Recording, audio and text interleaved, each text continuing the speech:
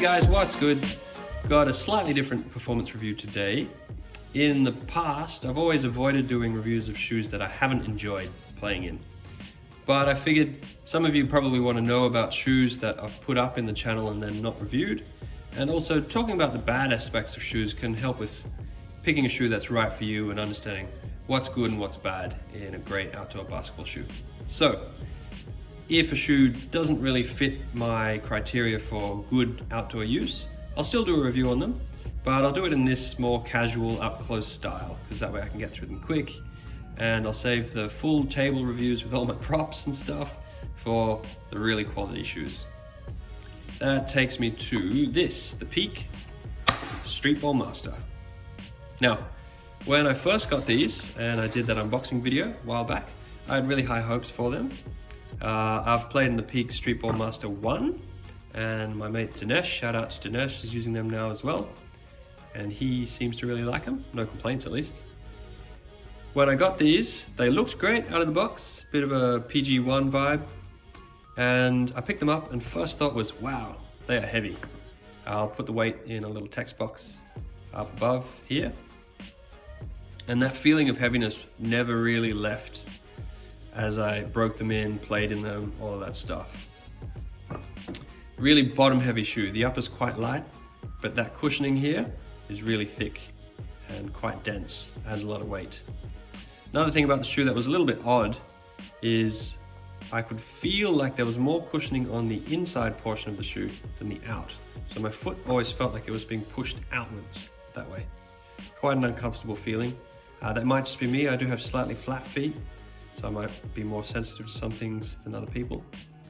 But the biggest drawback of the shoe, I'll get to some other drawbacks, but the biggest thing which has stopped me playing in it basically after 6 or 7 hours is the traction. Now, look at that.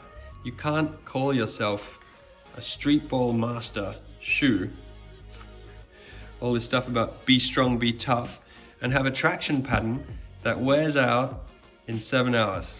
I'm not a crazy jab stepping basketball player. I do pivot a fair bit, but even still, I don't think that accounts for this traction pattern being smooth here and here. I'll give you a look at the other shoe as well. I mean, look at that. That is ridiculous for an outdoor basketball shoe, in my opinion. In my initial video on this shoe in the unboxing, I do remember saying I was a little bit worried that this little star-shaped pattern, you can see it's really not that thick, wasn't going to hold up that well. And in this case, I happen to be right. This is also not the type of rubber which continues to stick even when it's smooth. This, with a little bit of dust, became really slippery, and it just got to the point where I felt like I couldn't trust the shoe to keep me glued to the court. Everyone who plays, especially outdoors, but even indoors on a dusty wooden court, knows that feeling of slipping and tripping, even when there's no need to be sliding around on the floor.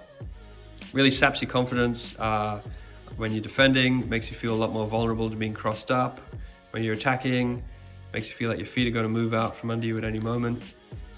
So traction is probably one of the biggest criteria I look for in outdoor basketball shoes. Aside from that, the cushioning was pretty good. I mean, there was that imbalance like I talked about, but if you're not worried about traction and you want cushion, this could be a shoe for you. Durability, I mean, the shoe hasn't fallen apart. I can see wear and tear. Maybe some of that gluing is coming undone there a little bit. Nothing crazy though. It's really just the traction which has let this shoe down, I think. Weight, again, not in its favor, but if it had been a good shoe, as far as traction goes, I would have been happy to forgive the weight. Lockdown was good from the laces, that midfoot strap did the trick, but I just can't play in them. So these are gonna have to be relegated to a casual corner of my closet. Peak Streetball Master, I think this is number 2. Hopefully they do better with number 3. Anyway, that takes care of this quick review. Let me know what you think of this format. I might go back and review some of the other shoes which I've left on the bad shelf. So if you like it, sound off in the comments down below. Subscribe if you haven't, you know the drill. Hit that like button, I always appreciate it, makes me smile. And I'll catch you guys in the next video.